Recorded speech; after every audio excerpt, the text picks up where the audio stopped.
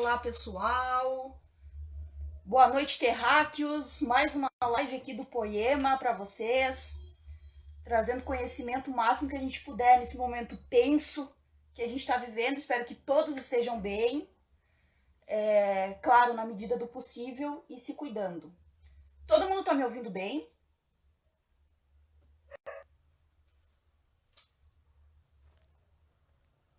Espero que todo mundo esteja me ouvindo bem. E a nossa convidada especial acabou de entrar. Deixa eu achar ela aqui. Aqui.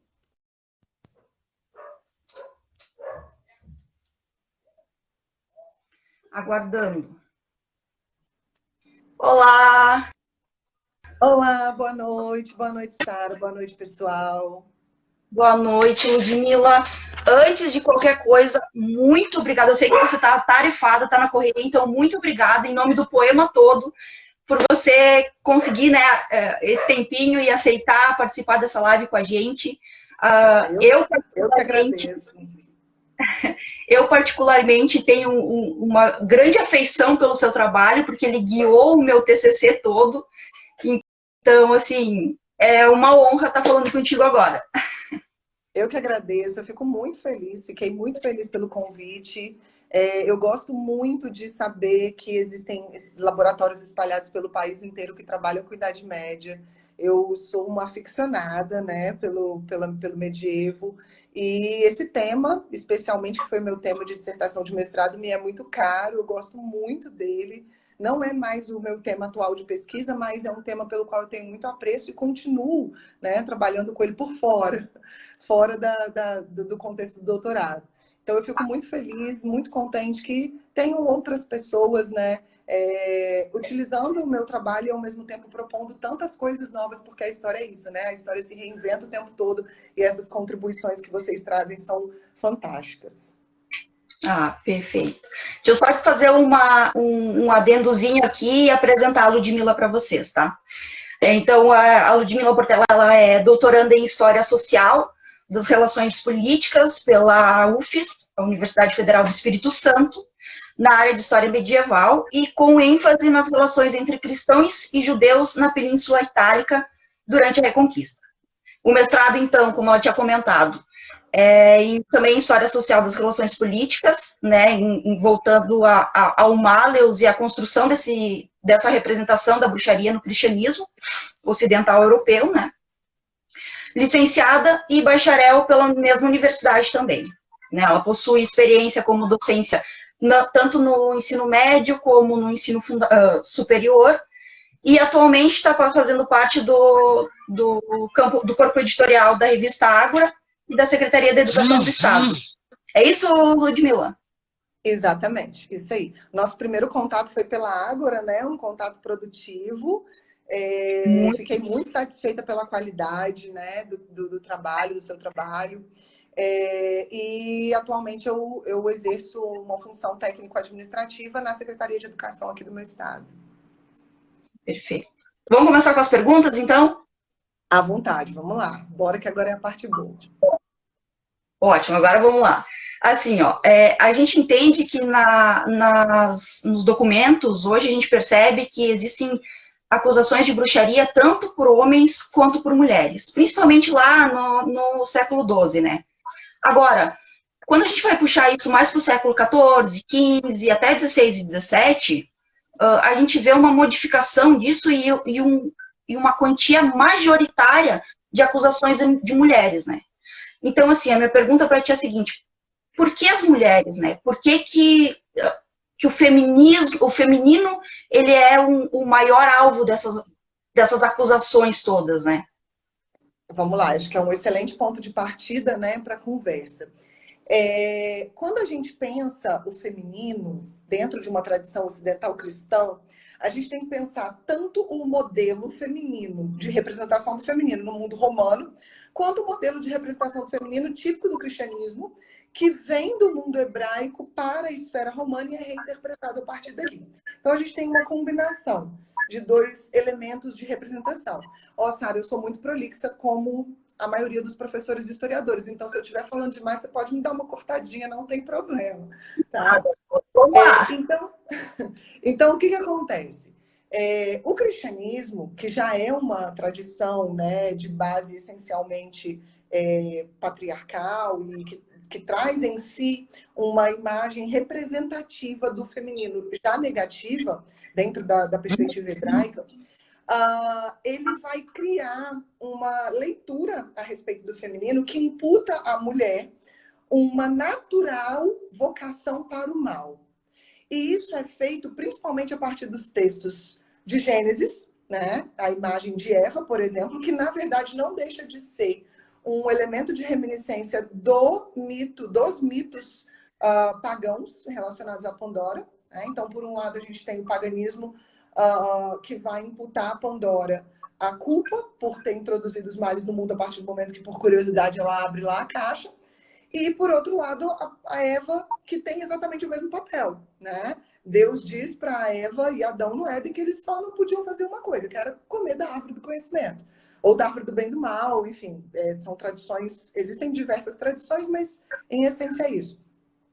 E aí essa mulher, a Eva, ela teria, por essa característica natural de curiosidade feminina, dessa propensão do feminino à curiosidade, a mulher teria ido lá, dado ouvidos à serpente, comido do fruto proibido, e a partir dali se liberaram os males no mundo, né? Com o homem tendo que trabalhar para retirar da terra o seu sustento, a mulher tendo que parir com dor os seus descendentes, enfim, toda aquela história que a gente conhece.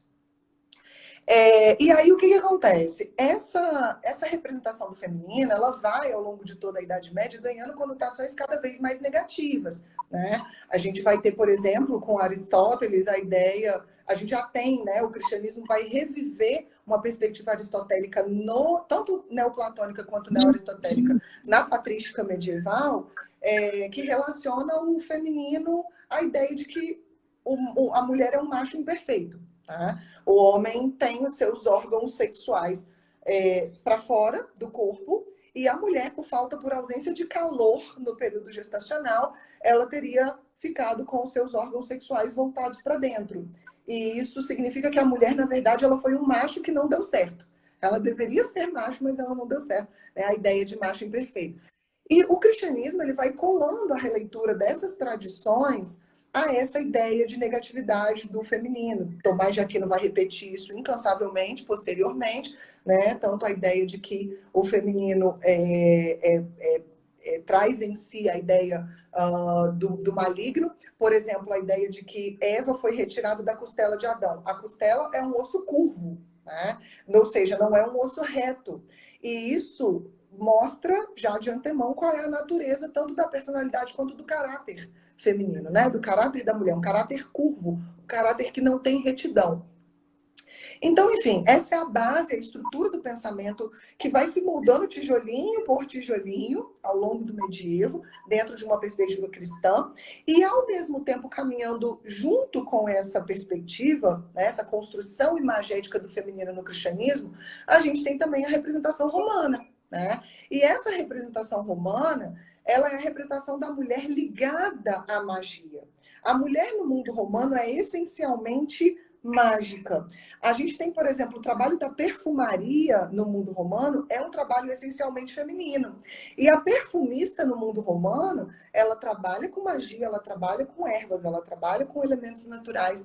Não só, obviamente, no sentido de provocar algo negativo para alguém ou para o ambiente, mas também no sentido de utilizar o seu poder, os seus conhecimentos para trazer a cura, né, para encantar um parceiro, né, um pretenso parceiro, enfim. Então, a ideia da mulher ligada à magia, ligada ao exercício da feitiçaria, que é a magia prática, né, é utilizar elementos da natureza para fazer magia e transformar o ambiente, essa ideia romana ela vai se colando à ideia cristã, que vê a magia de maneira negativa, principalmente a partir do momento em que o cristianismo tenta entrar em regiões da Europa em que encontrava resistência por conta da reminiscência do culto pagão.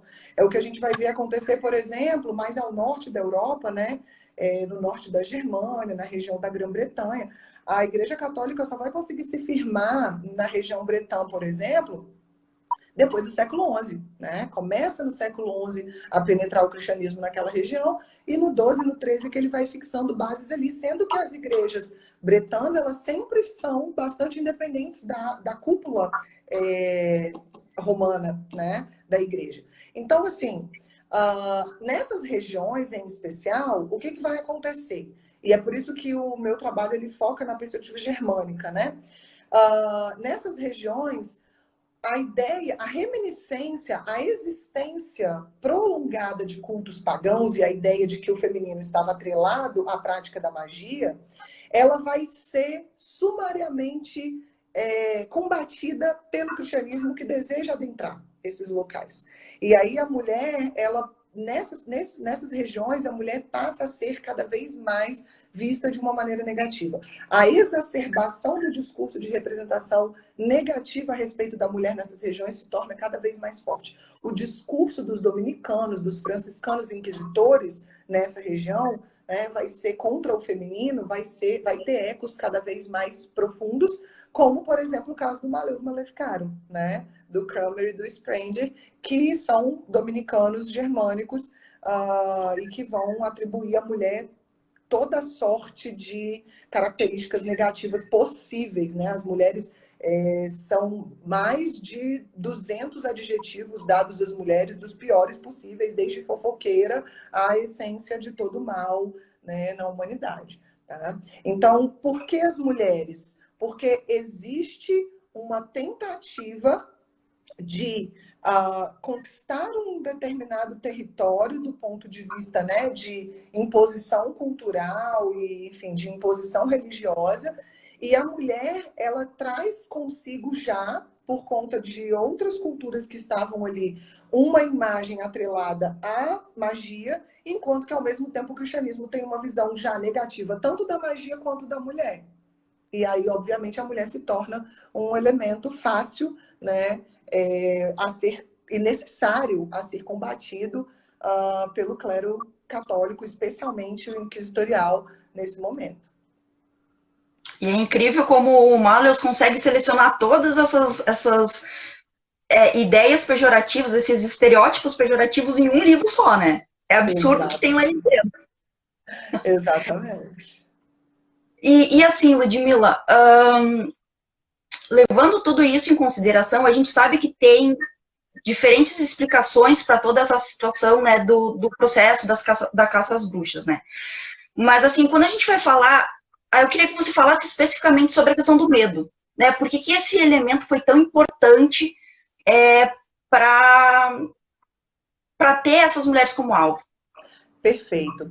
Bom, o estopim para caça às bruxas, não que eu queira, obviamente, ou trabalhe numa perspectiva de buscar o mito das origens, né, das coisas, mas quando a gente pensa em como o século XV e XVI persegue a mulher, especialmente a mulher acusada de bruxaria, a gente pensa na base que construiu essa perseguição. E essa base, ela pela maioria dos historiadores, pelo menos os quais eu investiguei, né, ela está posta no século XIV, na transição do XIV para o XV, né, o que vai gerar essa culminância da perseguição no XV e no XVI. O que acontece no século XIV? O século XIV é um século de muitas dificuldades para o continente europeu, né, principalmente no norte da Europa, inclusive. Então, a gente tem um período aí de alterações climáticas profundas que vão provocar perdas nas colheitas, que vão provocar dificuldades alimentares, de escoação de produtos, de estoque de grãos, muito forte. Isso vai causar guerras entre territórios, tanto para se produzir mais alimento, né, quanto para se garantir novos plantios, novos territórios para plantio. Então, a gente tem ali fome, guerra, somado a isso, a explosão da peste negra, né? E aí a peste, ela vai ser um gatilho fundamental na mentalidade cristã. Para quem não gosta do termo mentalidade, a gente pode trabalhar com a perspectiva de imaginário, não tem problema, né? Não que uma necessariamente substitua a outra, mas para essa fala, que é uma fala mais digamos assim, não tão acadêmica, né? Pelo menos eu não desejo que seja tão acadêmica, a gente pode pensar, imaginar, mentalidade ou imaginário, né? Nessa perspectiva de que é algo que essas pessoas, as pessoas daquela época, buscavam como um elemento de representação daquilo que elas desejavam nomear, tá? Então, essa sociedade é uma sociedade de medo. O Jean Delumeau vai mostrar isso muito bem no História do Medo do Ocidente, né? A gente tem fome, peste, guerra, no mesmo cenário, no mesmo contexto, e as pessoas apavoradas, dizendo, meu Deus, o que está acontecendo? Tipo, nós estamos apavorados hoje, né? Meu Deus, pelo amor de Deus, o que é isso? Então, Exatamente. neste contexto, começa-se a buscar bodes expiatórios, culpados, né, por aquilo que estava acontecendo. A mentalidade, o imaginário das pessoas naquele momento é essencialmente cristão. E aí o cristianismo vai buscar no místico, no sobrenatural, as explicações a respeito daquilo que estava acontecendo. Essa explicação, ela é principalmente qual? A fúria de Deus por conta dos pecados que estão sendo cometidos à torto e à direito, né, pela humanidade, estão fazendo com que Deus mande uma série de catástrofes. Né? E aí torna-se necessário identificar os culpados e puni-los. Né? Obviamente, porque somente identificando e eliminando os culpados é que Deus vai dizer, beleza, agora vocês voltaram para o caminho certo e as coisas iriam, portanto, se ajeitar. E aí, nesse sentido, a gente tem a presença do feminino. Mulheres que trabalhavam diretamente com a medicina, né? Mulheres que tinham conhecimento a respeito de ervas, de poções, mulheres que traziam os seres humanos à vida, através do exercício do parto, né? E essas mulheres, elas acabam se tornando bode expiatório para coisas do cotidiano que provocavam problemas. Então, por exemplo, suponhamos que uma jovem tenha tido uma gestação saudável, pelo menos na cabeça dela, né, para a medicina da época, porque era possível, né, na época de ser identificado, uma jovem teve uma gestação saudável ao longo de 9 meses. E ao nascer, essa criança nasce morta. A gente tem um bebê natimorto. Por N explicações que seriam possíveis, a gente sabe pela medicina, hoje não eram acessíveis para as pessoas daquele tempo. A culpa tem que recair sobre alguém. Essa jovem, ela sentiu a sua barriga crescer, ela viu a sua barriga crescer, ela sentiu o seu bebê chutar. E no momento do parto, a criança nasce morta. Alguém tem que ter culpa por isso. De quem é a culpa? É da parteira. Né? Essa parteira é o quê? Ela é uma bruxa. Se a minha vaca, eu tenho aqui a minha família, né, morando no campo, numa zona rural, e a minha vaca amanheceu morta. Por algum motivo, ela estava bem, ontem ela estava dando leite e hoje ela amanheceu morta. Eu não sei não, eu já vi a vizinha colocando mal olhado aqui para casa. A vizinha é uma bruxa. E isso desencadeia esse medo das pessoas a respeito do que elas não conhecem. E a necessidade de buscar culpados para as coisas ruins que aconteciam desencadeia uma onda de acusações de bruxaria. Né? E como existe esse estereótipo de que a mulher é a praticante em especial da bruxaria e não o homem, né? As acusações vão se tornando cada vez mais em número maior. Existe a partir daí a utilização da prática da tortura. A gente sabe que no início da articulação inquisitorial, né, a tortura chegou a ser proibida pela igreja, mas a partir do século XIII, né, entre o século XIII e o século XIV, a igreja passa a aceitar o mecanismo da tortura, né? E aí as mulheres que são acusadas são torturadas e, por conta da tortura, confessam, né, o crime de bruxaria. E aí, pronto, a coisa está feita. Num período em que o medo está disseminado na sociedade e tudo é motivo de ter medo, né, as pessoas acusam as mulheres que são o bode expiatório mais fácil, a culpada mais fácil para os problemas que aconteciam no cotidiano. Enfim, o século XVI é uma explosão enorme, né, de acusações. Sim. Não, e agora que você comentou isso, sobre a tortura especificamente, eu me recordei agora do Caudio Criminalis, que, né, ele fala, inclusive foi mais ou menos no mesmo período, eu acho que não sei se não foi no século XV também, que ele vai contestar essa ideia da tortura, né? Ele diz que qualquer um que for torturado vai falar que é bruxo ou qualquer outra coisa. Né? Sim. A gente tem uma pergunta bem interessante. Pode falar. Desculpa. O Não, Michael Kunze tem um livro chamado A Caminho da Fogueira, que é muito interessante, que ele mostra, se eu não me engano, é numa região do Languedoc, eu não tenho certeza agora, mas se eu não me engano, o estudo dele é em relação a documentações inquisitoriais no Languedoc, que é a região ali no sul da França. Ele vai mostrar que antes da tortura se tornar uma prática regulamentada pelo clero católico, haviam muitas acusações de bruxaria. E essas acusações geralmente não iam à frente, não eram levadas à frente, né? E a maioria das mulheres não eram consideradas culpadas, eram absolvidas do crime de bruxaria.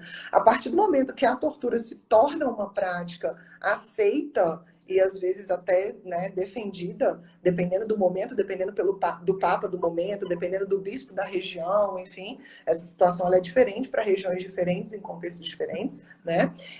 Mas conforme a prática se torna mais comum em determinadas regiões, as acusações vão crescendo, por quê? Porque mais mulheres vão confessando.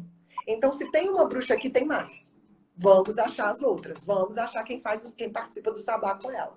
Né? E aí isso se torna, obviamente, um fenômeno bem crescente. Sim. A Dani fez uma pergunta bem interessante aqui, ó. Por que o Malleus exerce tanto fascínio quando o tema é bruxaria, se haviam outros escritos que davam conta desse tema, como o Directorium Inquisitorium, que foi até anterior ao Malleus, né? O Malleus, inclusive, ele cita o Directorium, né?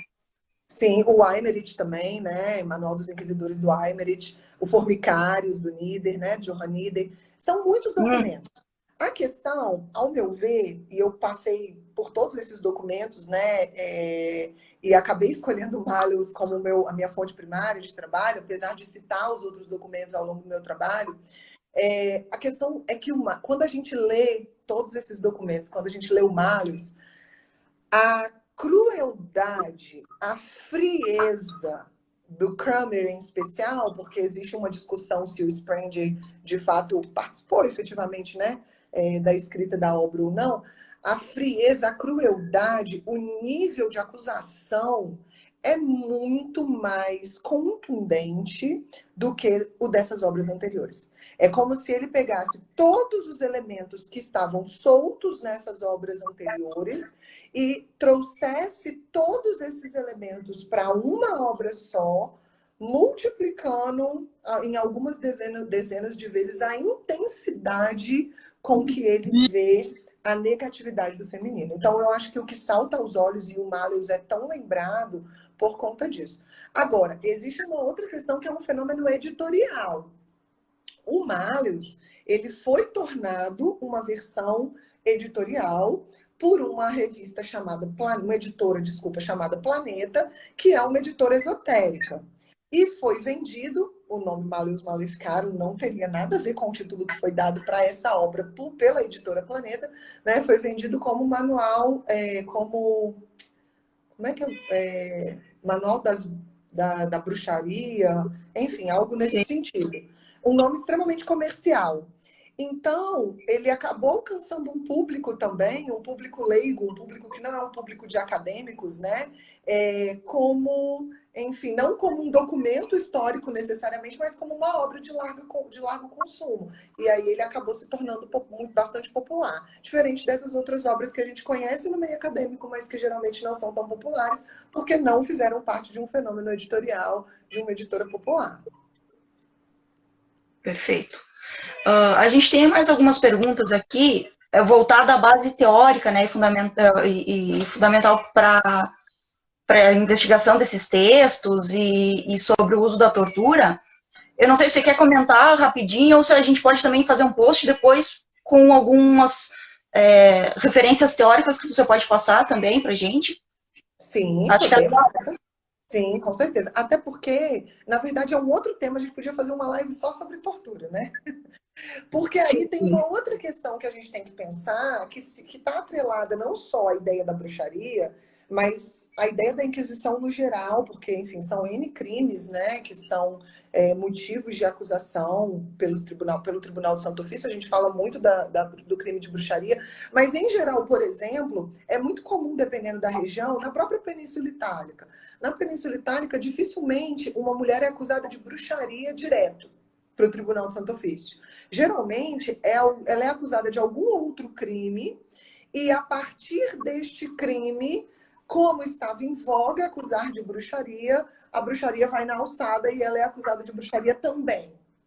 Né?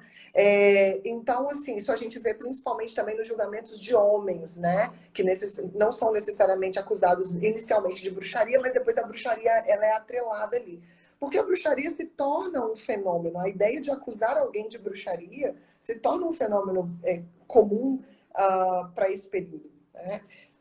Então, assim, pensar tortura é pensar não só a bruxaria, é pensar qualquer tipologia de crime dentro da estrutura do padrão inquisitorial. E aí, a gente tem que pensar, por exemplo, o historiador não pode ser um juiz da história. A gente não olha para a história para julgá-la, para dizer o que foi certo, o que foi errado, o que foi bom, o que foi ruim, o que fizeram. Quando alguém fez alguma coisa, ele estava querendo fazer o bem ou o mal. A gente não olha para a história como um juiz dos tempos. Né? E aí, quando a gente pensa nos inquisidores do período, de fato, havia uma mentalidade, havia um imaginário relacionado à ideia de que a tortura só vai fazer efeito sobre aquela pessoa se de fato ela for culpada. Esse é o primeiro ponto de partida. Então, não se praticava tortura necessariamente ciente de que, fosse culpada ou não aquela pessoa, ela sentiria toda a dor que estaria sendo imputada a ela ali naquele momento. Por quê? Porque se a pessoa fosse inocente, Deus não permitiria que ela sentisse dor. Porque Deus não permitiria uma injustiça acontecer. Então, o inquisidor, muitas vezes, na mentalidade dele, e aí, veja bem, eu não estou dizendo se eu acho que isso era certo ou errado, que eu não sou juíza da história, mas na mentalidade, na representação, na ideia que o inquisidor tem da ação que ele está promovendo naquele momento, ele não está necessariamente cometendo um ato maligno, cometendo um ato de maldade com a prática da tortura. Porque se a pessoa for inocente, Deus não vai permitir que ela sinta dor, ponto. Ela vai sair perfeita, tranquila da tortura. Né?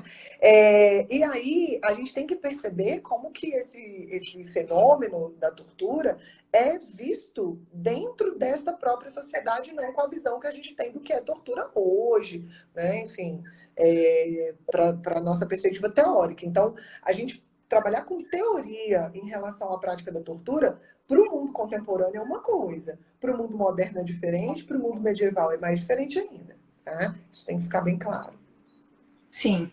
A Dani perguntou, não sei se ainda está na sua alçada ou não, mas sobre essas questões especificamente na América. Então, eu li essa pergunta, achei muito interessante. Engraçado que um dos julgamentos de bruxas mais famosos, né, que o senso comum assim conhece e consome, é a história de Salem, né, das bruxas de Salem.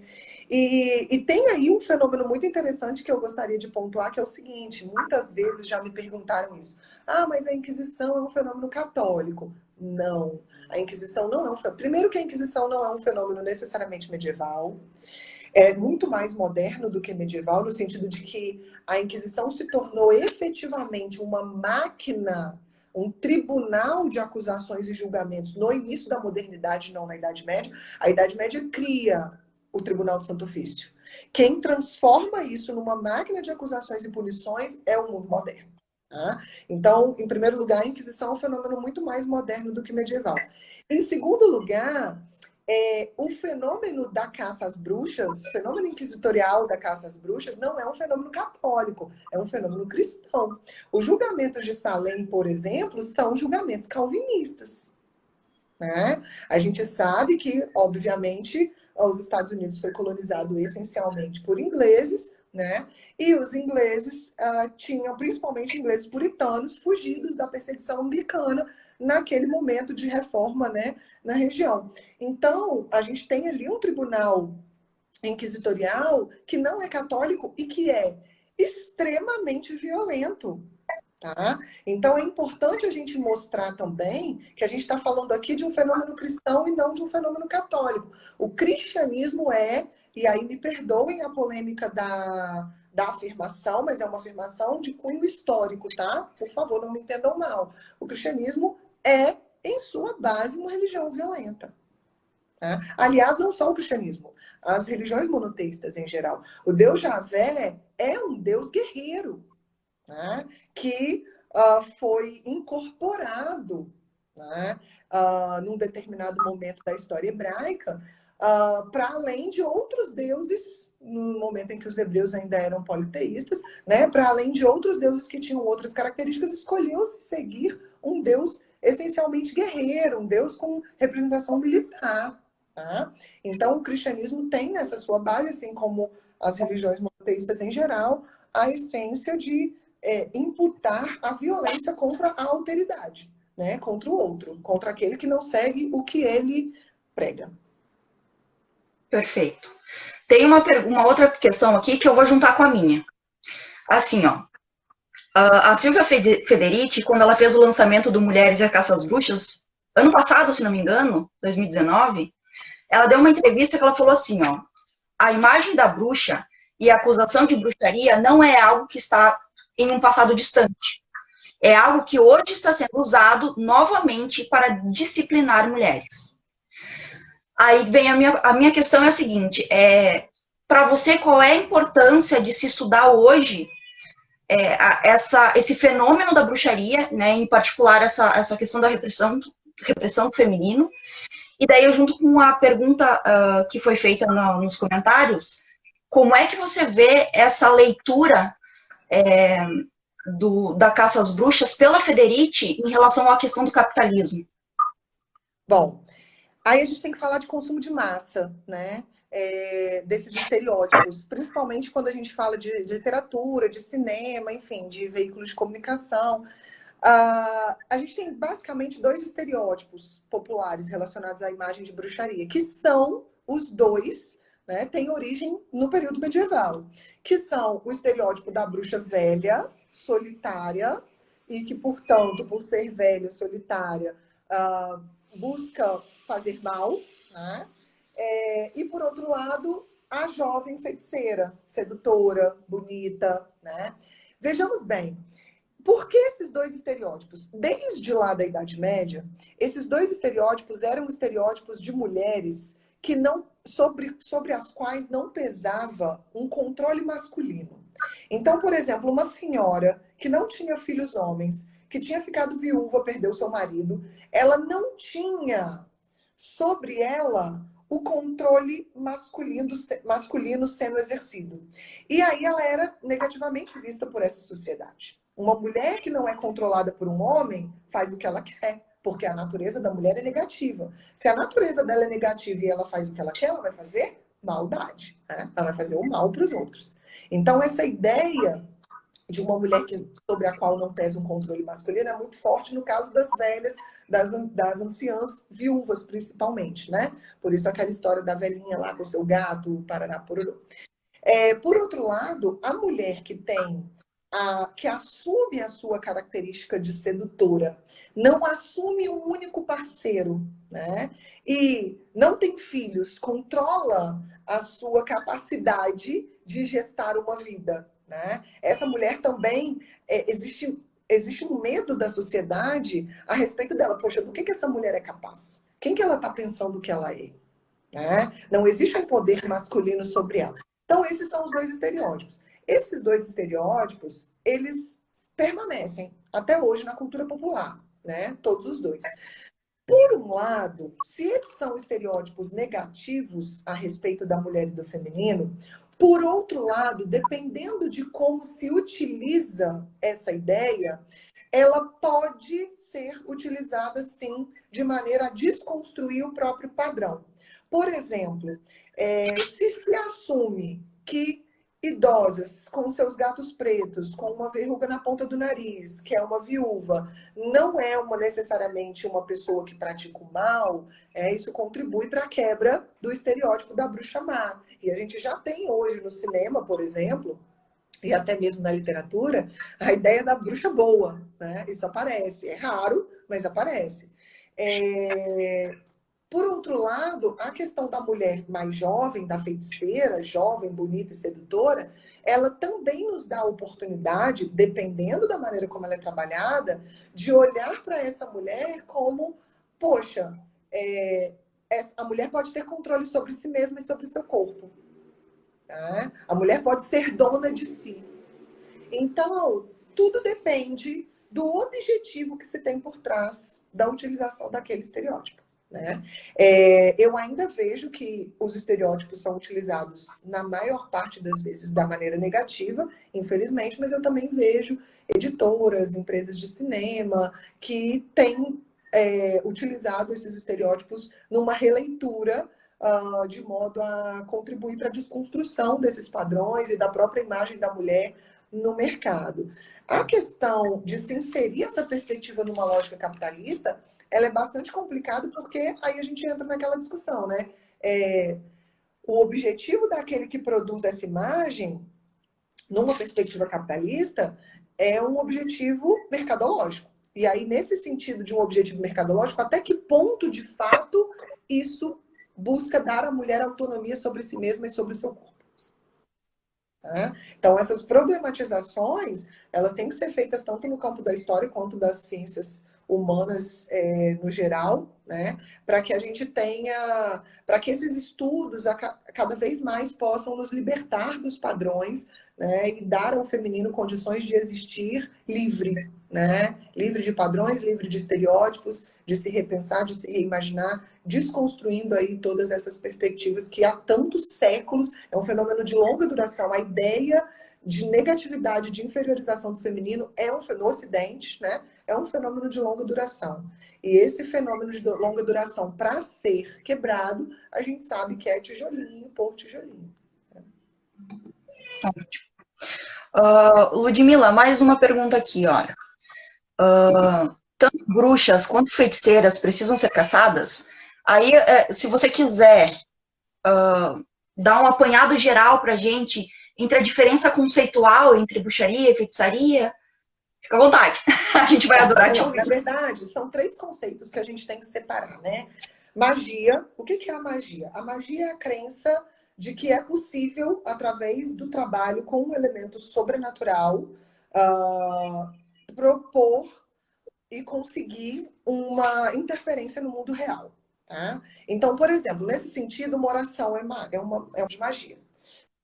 Se você ora pedindo a cura para uma doença e você acredita que essa oração tem o poder de te curar da doença, você está usando um elemento sobrenatural, que é a oração, para agir no mundo material. Isso é magia. Isso é uma perspectiva mágica, tá? Então, religiões, no geral, são guiadas por perspectivas mágicas. O que é a feitiçaria? A feitiçaria é o uso prático de elementos materiais para fazer essas interferências na matéria. Então, a partir do momento em que você fala assim, eu vou plantar um vaso de 7 ervas na entrada da minha casa para espantar as energias negativas do meu lar. Você está usando um elemento, um artifício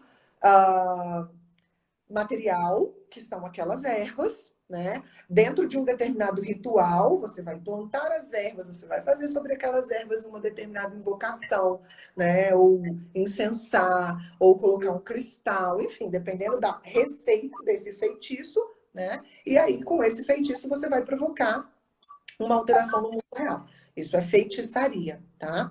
E a bruxaria? A bruxaria é a utilização da feitiçaria para um objetivo maligno.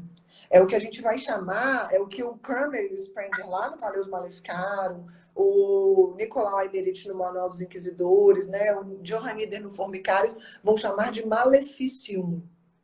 Você utilizar a magia para promover, transformar a magia não, desculpa, a feitiçaria, transformar a feitiçaria dentro de um padrão de pensamento mágico em algo maligno é um malefício. E aí, a partir do momento que você pratica o malefício, você se torna uma bruxa. Tá? Essa é a diferença básica. E aí, qual foi a pergunta mesmo sobre feitiçaria aí que eu já me perdi? Feitiçaria e bruxaria?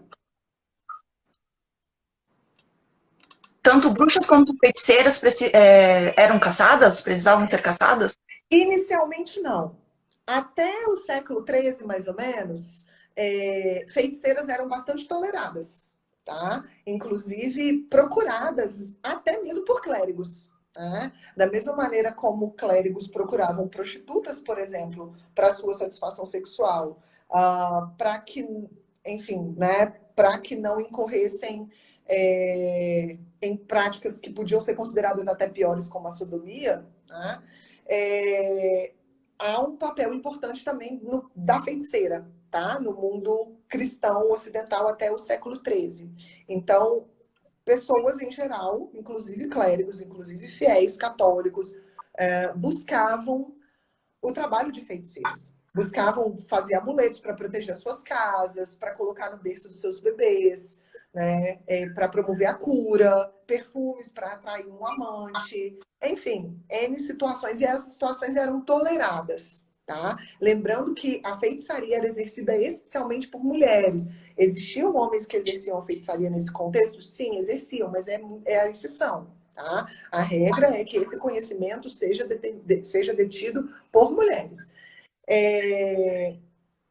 A feitiçaria, nesse sentido, ela era tolerada até então. A partir do momento em que a disseminação do medo, lá no 14, leva à busca por bodes expiatórios para aqueles fenômenos, né? Aí sim, isso para engravidada, isso mesmo, também. Então, a partir do momento em que mulheres em que o contexto de medo, né, leva à busca por bodes expiatórios, aí a bruxaria vai ganhar um significado muito maior no discurso e as feiticeiras passam a ser acusadas de bruxaria. Até então, não necessariamente as feiticeiras eram acusadas de bruxaria. Tá? Mas aí as coisas, esses dois fenômenos no 14 vão se colar. E aí não se descola mais a ideia de que uma mulher possa ser uma feiticeira e não ser uma bruxa. Não. Se ela é uma feiticeira, necessariamente ela está atuando com a ajuda de um espírito maligno. Ela está. A ideia de bruxaria está ligada ao exercício da feitiçaria junto, atrelada a um pacto demonolátrico. Né? A um culto ao diabo, necessariamente. E aí, a partir do momento em que se vê a feitiçaria, né, qualquer elemento de feitiçaria com desconfiança, imputa-se a mulher que pratica a feitiçaria também o pacto, e aí ela incorre no crime de bruxaria. Ótimo, perfeito. Inclusive, ela até foi comentado aqui, né, que o que acontece se tratando qual seria a lógica se tratando da questão dos homens, né? Então entra. Para os homens o fenômeno é bem diferente, porque não existe na essência da leitura a representação do masculino como algo essencialmente negativo. Pelo contrário, no mundo medieval e até mesmo no início da modernidade, é muito comum que o homem que pratica a bruxaria seja visto como um mago sábio e não como um bruxo. Tá? Então, essa ideia de que o homem ele é um ser mais racional e a sua essência não é uma essência naturalmente negativa, como é o caso da essência feminina, então o homem ele não é tão facilmente seduzido pelo diabo. Quem é facilmente seduzido pelo diabo é a mulher, foi Eva. Eva foi que ouviu a serpente falar no ouvido dela e deu ouvidos. Então, a mulher que pratica feitiçaria, o diabo se aproxima dela, sopra no ouvido dela, ela imediatamente ouve. O homem não. Né? O homem é o ser, eu estou falando, obviamente, do estereótipo, né? Da representação. O homem é visto como aquele ser, aquela pessoa que consegue ter uma definição e mais clareza, né, das coisas. Então, se o diabo se aproxima dele, não necessariamente ele vai dar tela. Ele pode falar, não, eu não quero saber de história de pacto, eu vou continuar aqui exercendo os meus conhecimentos mágicos como um sábio, né, que consegue manipular a natureza a seu favor. Então, as acusações de bruxaria imputadas a homens, em geral, elas são bastante pessoais. Foge um pouco dessa regra, né, que a gente estava falando até então, da disseminação de uma ideia de medo generalizado contra a mulher. O homem foge a essa regra, porque o homem tem controle sobre si mesmo, a mulher não tem. Então o diabo atua sobre a mulher como atua sobre Eva, sobre o homem não. Tá? Perfeito. Tem mais uma pergunta aqui, deixa eu ver que eu acho que eu perdi ela. Aqui. A conotação medieval da bruxaria é essencialmente negativa, mas qual seria a conotação anterior do termo, mais anterior ao cristianismo? Bom, na verdade, não seria o termo bruxaria, seria exatamente o termo maleficium, né? Que seria a ideia de produzir através da feitiçaria, produzir algo que interfira negativamente na vida de outrem. Entretanto, esse negativo, ele depende de como ele é lido. No cristianismo, ele é lido sempre de uma maneira negativa. No paganismo, por exemplo, não. No paganismo, se eu preciso me defender de alguém e eu faço um malefício contra aquela pessoa, isso não é necessariamente uma prática ruim. A ideia de malefício existe no paganismo, mas ela não é tida como algo essencialmente ruim, como é tida no cristianismo. Por quê? Porque se eu estou fazendo o mal para o outro, mas é para me defender, isso é plenamente justificável. Né? Agora, para o cristianismo, não. Para a perspectiva cristã, do ponto de vista teológico, todas as vezes em que você imputa um mal a alguém, isso é necessariamente uma coisa ruim, uma coisa negativa. Né? Então, a gente tem essa diferença aí da maneira como o cristianismo lê o malefício. O termo malefício já era utilizado, mas ele não necessariamente tinha uma conotação tão negativa para o feitor do malefício. E outra coisa, o feitor do malefício, ele não necessariamente tinha um pacto com o diabo como ele tem na visão do cristão. Porque o feitor do malefício, ele poderia ser, ele poderia estar cultuando um Deus qualquer. E, obviamente, que deuses não têm essa característica que tem para o cristão, de essencialmente bom, essencialmente mal. Isso não existe, né? Então, para o cristão, Deus, apesar da gente considerar uma religião monoteísta, é uma religião monoteísta que dialoga com um maniqueísmo forte aí, uma dualidade forte, né? A ideia de um Deus bom, supremo, mas o diabo como seu opositor. Na perspectiva pagã, na perspectiva romana e grega, os deuses não têm essas características essencialmente boas ou essencialmente ruins. Então, quando você faz um malefício e você utiliza da ajuda de uma determinada divindade, né, para promover o malefício, isso não é necessariamente, isso não significa um culto a um deus mau. Né, em nenhuma hipótese. Já no cristianismo significa necessariamente, né, uma proximidade com o diabo. Ótimo. Puxando agora para o meu lado e para o lado de todo mundo medievo que está trabalhando, que curte o trabalho da cultura pop, a representação do medievo na cultura pop, o que você acha, assim, para ti, sobre o uso desses imaginários da bruxa, né, na cultura pop? Aí eu cito filmes, séries, jogos, até a própria literatura e a música, e como que isso também pode ser usado, inclusive, no ensino da história? Então, hoje a gente tem uma disseminação muito forte, né, de representações relacionadas à magia, feitiçaria, bruxaria no mundo pop, e não necessariamente de uma maneira negativa, como esse estereótipo da bruxa do século XVI, né? Eu acho que é um elemento que desperta curiosidade, né? É um elemento muito forte de curiosidade do jovem, do adolescente, e parece que ao longo do tempo isso vai se dissipando um pouco, assim, né? Tanto é que a gente vê um mercado que se utiliza desses elementos, dessas representações, muito mais forte, voltado ao público infanto-juvenil, né? O público jovem em geral. Mas de uma maneira, esse universo, né? Ele é trabalhado de uma maneira muito lúdica. Então, assim, eu entendo que, na verdade, as pessoas que consomem esse material, e principalmente dada a idade, né, das pessoas que consomem esse tipo de material, não necessariamente têm a ideia de que por trás dessas representações existe um estereótipo tão negativo, né, e uma cultura arraigada no tempo de inferiorização do feminino e etc, né, de negatividade do feminino e tal. Então, assim, eu acho que é um universo interessante de ser explorado, especialmente no sentido de desconstruir, porque a gente precisa, por exemplo, eu trabalhei com ensino médio há muito tempo, e muitos dos meus alunos consumiam Harry Potter, né? Consumiam, assim, vorazmente. E eu gostava muito de aproveitar esse universo para mostrar para os meninos que existiu um determinado período da história em que aquilo era visto como algo essencialmente maligno, mas que isso está sendo desconstruído, né? Eu acho que isso é muito importante. Ao mesmo tempo, a gente tem que pensar também em como esses elementos ainda são vistos e atacados e combatidos dentro das perspectivas fundamentalistas. Porque aí, por exemplo, quando eu levava um Harry Potter para minha sala de aula, eu recebia, às vezes, críticas ferozes de mães que diziam que eu estava apresentando para os filhos delas um material demoníaco, né?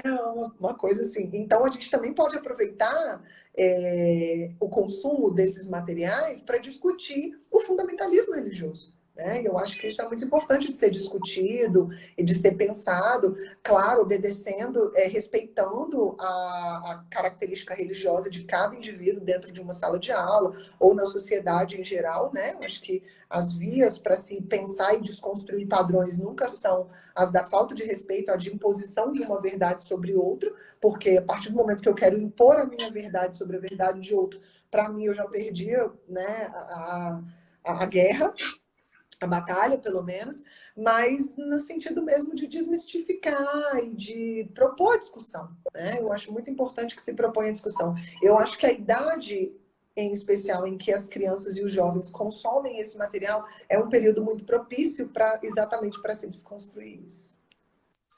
Não, e agora, principalmente hoje, né, a gente tem que ter o dobro de cuidado com tudo que está acontecendo e como abordar essas questões, né? Com certeza, com certeza. Especialmente quando a gente é responsável pela sala de aula, isso é muito complicado.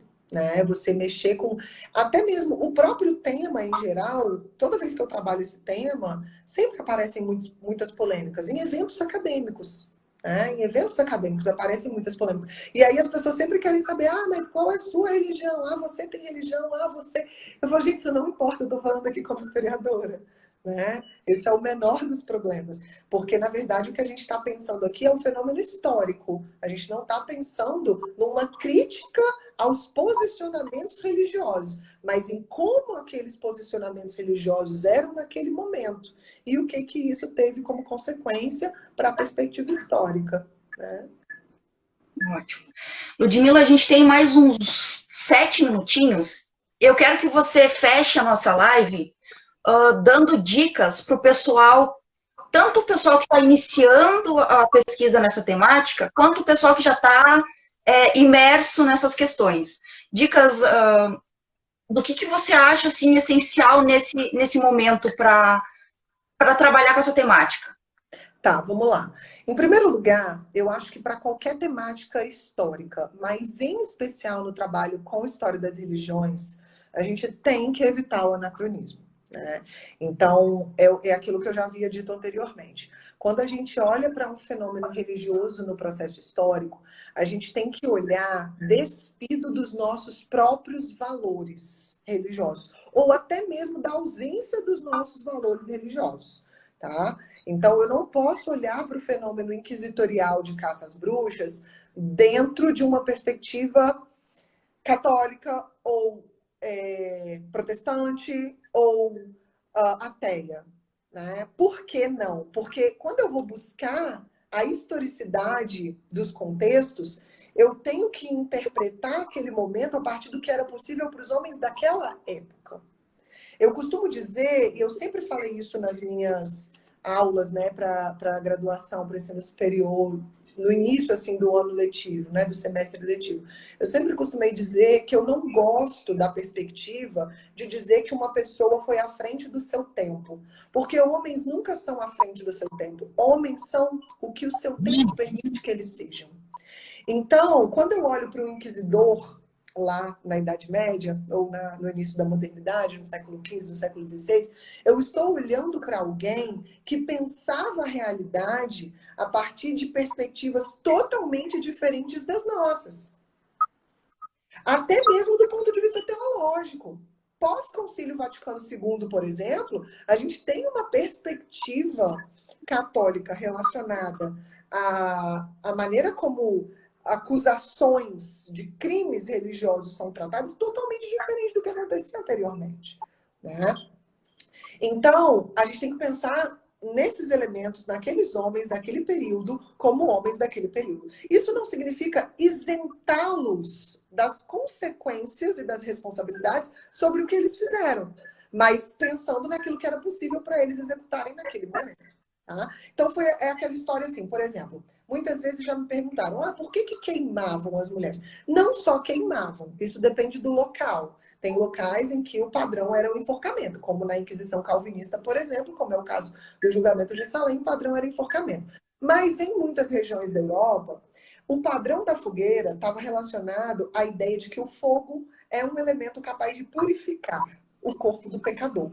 E aí a mulher, pensa, vamos nos colocar na cabeça de um inquisidor daquele período, né? O inquisidor espanhol, por exemplo. Não o Torquemada, porque vai lá que eu acredito, né, que o Torquemada... Eu não gosto muito dos personagens mais famosos, né? Porque a gente acaba julgando eles mais. Mas um inquisidor qualquer, perdido lá no interior da Península Ibérica, né? No século XV, a pena que ele imputa a uma mulher acusada de bruxaria é a fogueira. Ele acredita, em grande parte das vezes, existem, óbvio, e sempre vai existir na história da humanidade, as pessoas que fazem determinada coisa por maldade, por ter prazer em ver o sofrimento do outro. Não estou dizendo que isso não existe. Mas a maioria desses homens, eles estavam pensando, eu preciso libertar esta mulher, vou até usar a palavra que a Dani está usando aqui, libertar, purificar esta mulher, né, daquele pecado, para que ela possa, talvez, ter a chance de entrar no paraíso, de ficar um tempo no purgatório, né, de ser perdoado por aquele pecado, porque o corpo pecador dela foi purificado, e ter a chance de herdar a salvação. Então, estou fazendo uma coisa boa para ela. E aí, esse que eu acho que é o pulo do gato, quando a gente estuda o fenômeno da bruxaria, quando a gente estuda história das religiões no geral. A gente tentar se colocar no lugar do homem daquele tempo, para pensar por que aquelas ações, naquela situação, eram tidas como algo natural, aceitável. E não necessariamente como a gente olharia hoje e falaria, nossa, que macabro, que maquiavélico. Né? Não. Era algo que na época era tolerado, porque se imaginava, inclusive, estar produzindo algo bom a partir daquela ação que provocava alguém uma dor tão grande, né, como a dor da fogueira, por exemplo. Tá? Então, a minha grande dica é evitar o anacronismo, pensar a história a partir do seu próprio contexto, eu acho que isso é fundamental, e ter respeito pelos personagens históricos com os quais a gente está trabalhando. Né? Não somos juízes do tempo, não somos juízes da própria história e muito menos das pessoas que viveram, né, determinados períodos históricos. Tá? E eu acho que se a gente tiver esse respeito pela história e pela história dos homens na história, a gente aprende a ter mais respeito pelos homens que estão ao nosso lado, compartilhando conosco o nosso dia a dia, com todas as suas diferenças, com todas as suas perspectivas, né, que fogem muitas vezes àquilo que a gente acredita que seja o certo, o errado, o verdadeiro, o não, o bom ou o mal, enfim. Até porque nenhum de nós, assim como os homens do passado, são essencialmente de natureza boa ou essencialmente de natureza maléfica. Inclusive nós mulheres, né? Que obviamente o meu trabalho ele tem essa pressuposição de tentar desfazer, de tentar fazer com que as pessoas entendam que existe uma construção de imagem negativa sobre a mulher que deve ser desconstruída, né? Porque não é natural que a mulher seja vista como um ser maligno, né? Como um ser dado à maldade. Né? É algo construído no tempo histórico. E se é construído, num determinado momento, foi considerado o padrão de pensamento. Hoje, o que a gente faz com isso? Vamos desconstruir, né? Vamos ver, olhar para a mulher sobre prismas diferentes. Né? Acho que é por aí. Perfeito. Lud, muito obrigada de novo. Antes que encerre, agradeço imensamente, o Poema agradece por você ter aceito e para a gente ter essa conversa maravilhosa. Pessoal, toda sexta-feira a gente está tendo live do Poema. Vai ser divulgado ali certinho na página durante a semana, então curtam lá. Gente, muito obrigado, cuidem-se e um beijão, até a próxima.